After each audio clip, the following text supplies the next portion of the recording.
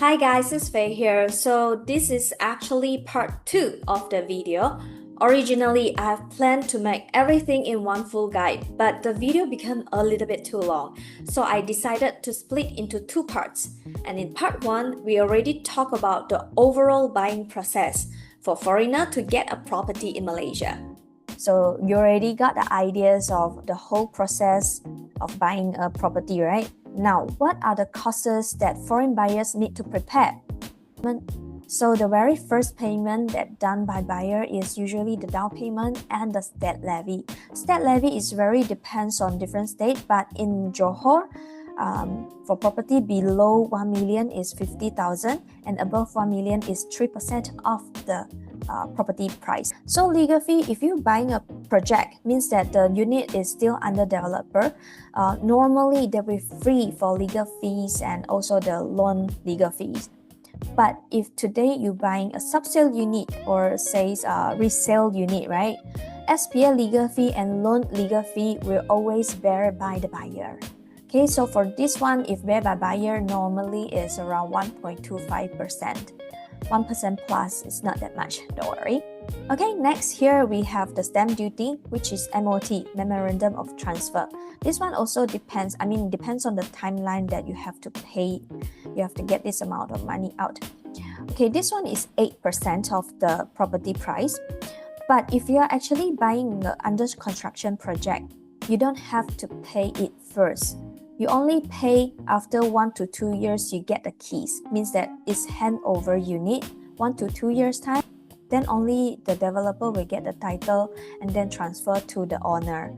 But if you purchase a ready unit, a completed unit, let's say like a resale or subsale unit, then yes, you have to pay all in advance. About the MOT rate, right, is from 2026 is 8% of the property price. And if you are a buyer who are getting loan, so loan we have some related costs. So if you are a fully cash buyer, you don't have to worry about this. So you can just skip this part here, okay? So valuation fee, bank processing fee, or the MRTA, which is the insurance. So these are the related costs if you are getting a loan. Okay, and then next we have maintenance fee, especially for condo. Yes, definitely you will have to pay maintenance fee. The market rate currently now is about 40 cents to 50 cents per square feet. In Malaysia, we use square feet to define the size. And then with the sinking fund, so normally the sinking fund is about 10% of the maintenance fee. So altogether, I would say the market price now is about 45 cents. This is an average price, okay? But for a landed property, I would say much lower. Even the land size is bigger, but because you have to take care for your own land, right? Management wouldn't take care of the land for you. So the maintenance fee is relatively lower than the condo because the maintenance fee will always pay for the gate and guarded for the security guard. Okay, they don't have to maintain like swimming pool, gym room, etc. So what are the other hidden costs here? So example, for renovation cost is always very depends on what kind of design or what kind of style that you like your unit be. So let's say the minimum, I would say from a bare unit, you have to spend around like 30 to 50 ringgit Malaysia per square feet to renovate a full unit. On average, 50 per square feet. But if you want a very luxury one, at least 80 per square feet and above, 80 ringgit.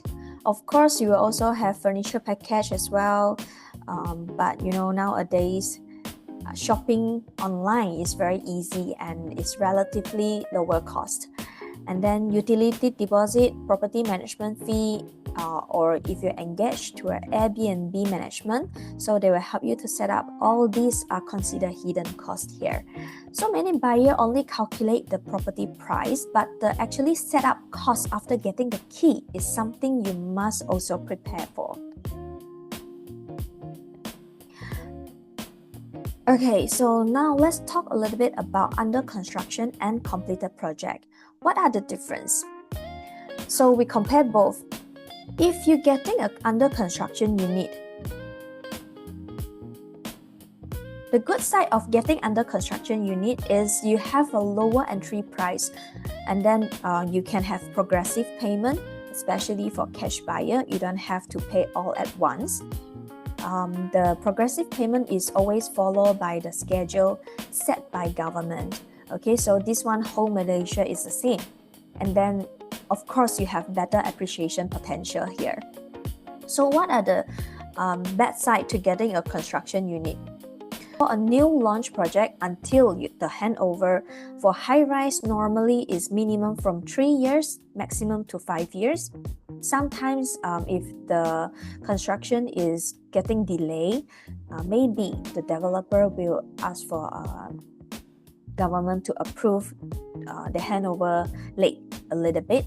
Okay, maybe they will ask for another 6 months or 12 months. It very depends, and also depends on the government approval. For landed, usually it's around 2 years time. Okay, and of course there always a construction risk. You're not sure whether how long will be delay. Maybe you're not sure about the quality as well. So the good side about completed property is always you can have immediate rental incomes. This is a very important thing for investor. Okay, and of course you can inspect the actual unit. What you see is what you get, and then you can immediately move in. You don't have to wait for years. For the bad side is definitely the price is higher. So compared to new launch, because new launch normally they will have some rebates, some extra discount, right?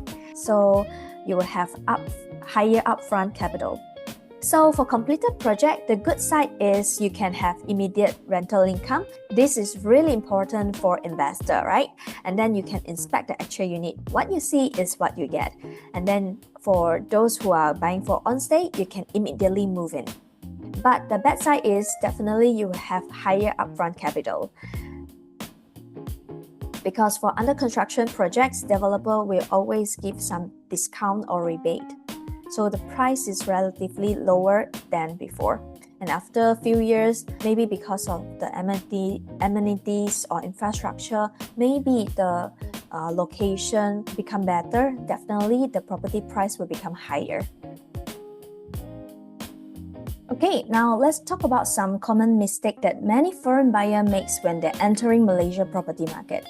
And honestly, avoiding these mistakes can save you a lot of money and stress in the future. So the first one, a cheap property doesn't always mean a better investment. Location, accessibility, surrounding developments, and the tenant demand are always much more important in the long run. Next, many buyers underestimate the hidden costs involved after purchasing. Things like renovation, furnishing, maintenance fee, utilities deposit, and property management can add up quite quickly. The next one is some buyers, they are purely based on the showroom or marketing presentation. Sometimes the showroom looks amazing, but the actual long-term rental demand or location may not be as strong as expected. Also, some buyers overestimate Airbnb returns because they only look at the peak season numbers shown online. Realistically, occupancy rate can be fluctuated, so it's important to calculate conservatively before making any investment decision. Last but not least, tracking the developer track record can help you play on the safe side. So if you're a first-time overseas buyer, my advice is actually very simple. First, prioritize the location over size. A smaller unit in a strong location usually performs much better than a bigger unit in a weak location. Second, start within a comfortable budget. Don't overstretch yourself financially just because of the showroom or marketing campaign look attractive. Third, we have to think long-term. Ask yourself, who will rent this property in the future? Will this area have the same demand 5 or 10 years later? And finally, focus on the property with a real demand, not just hype. A good investment should make sense even without aggressive marketing. So overall, Malaysia can be a very attractive place for overseas property buyers, whether for investment, retirement, or even for a second home. But before making any decision, it's very important to fully understand the buying process, financing, legal procedure, and the actual costs involved. I hope this video gave you a clearer picture on how foreign buyer to buy a property in Malaysia and what to expect throughout the journey. If you find this video helpful, feel free to like, subscribe, and share it with someone who may be interested in Malaysia property market as well. And if you have any question about buying property in Johor Bahru or in Malaysia, feel free to reach out. Thanks for watching. I'm Faye, your best property buddy. I'll see you in the next video.